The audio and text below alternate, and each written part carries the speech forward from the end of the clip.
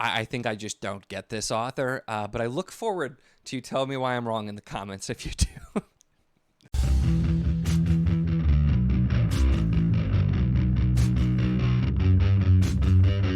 Hello and welcome to my channel. In this video, we are going to be talking about The Wood at Midwinter by Susanna Clarke, which I did read, despite the fact that I did not particularly like Piranesi. I'll link to my review on that one if you want. It was something where I was mixed. Like, I could understand some of why people liked it, but I just found it horribly boring for the most part, so it was a really wild ride for me. But I happened to be, this is a library copy, as you can probably see. I happened to be at the library and saw this, and I'm like, you know what, this is really short. I can read this very quickly, and I read it in like an hour. And that was only because I was trying to read it to my daughter, because it even has pictures. It's like a fairy tale.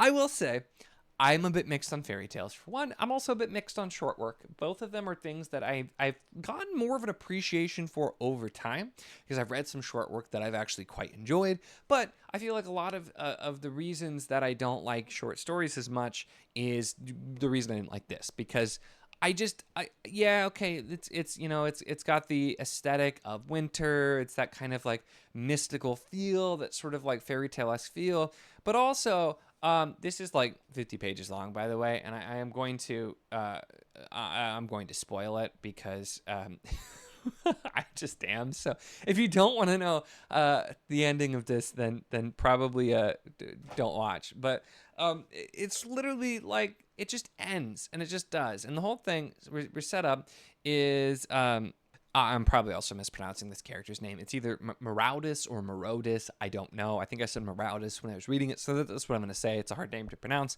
But it's about this girl, Maraudus Scott, who is like really has like a connection with animals, and her family doesn't really understand her. And so her sister often makes excuses to take her off on trips and then leave her in the woods so she can be in the woods where she wants to be in the woods. And she talks to animals and the woods themselves, which there's the personification of the woods in the voice there. And so that's what's kind of happening. So we have this, and like it's sort of interesting, you know, she's having this feel, but then what ends up happening basically is she's just like, I really want a child. And the woods are like, oh, blah, blah, blah, you know, look here. And then she looks and she sees herself with a child, but the child is a bear cub.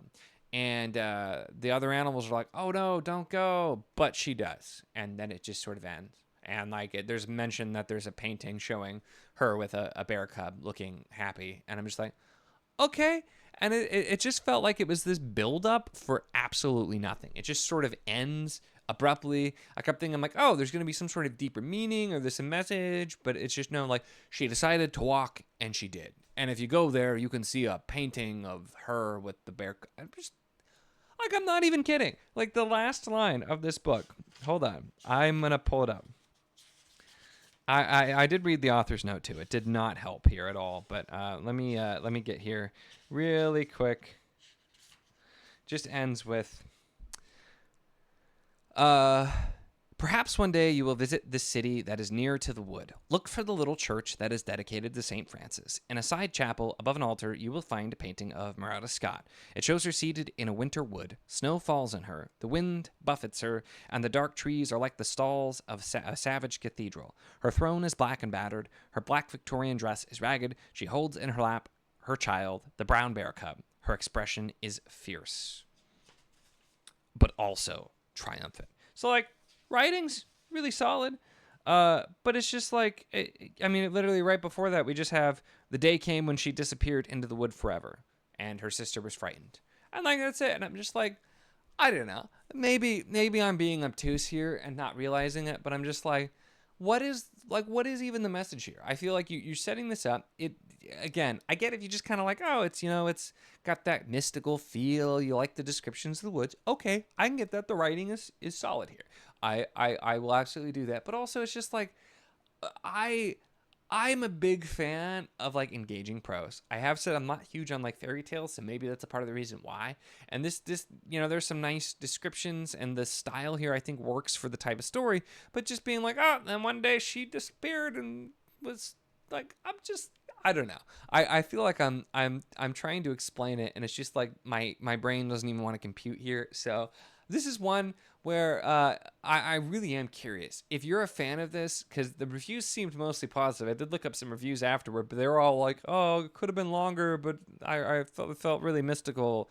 And so I feel like this is just like people who are like, "I just want that winter mood read." Maybe, I don't know, but let me know. Like, am I absolutely missing something? Is this just not for me? Because I know this was only like a 50-page little short story from this author, but after reading this and Piranesi, I just don't have any desire to read anything else. This was much more readable than Piranesi, I will say. It's not boring like Piranesi was at points. It doesn't have just like seemingly random nonsense, which was a complaint I had about that book. So the writing was also quite good there, and so there were parts that were very engaging, but that at least had like deeper meaning. It had a lot of nonsense, but then it seemed to have the deeper meaning. Here I'm just getting like, I'm telling the story and now it's over, and it's just felt so abrupt, and I don't know. I'm not even like, I wasn't expecting some really deep plot, but this is the kind of story that I felt like theme would have been important.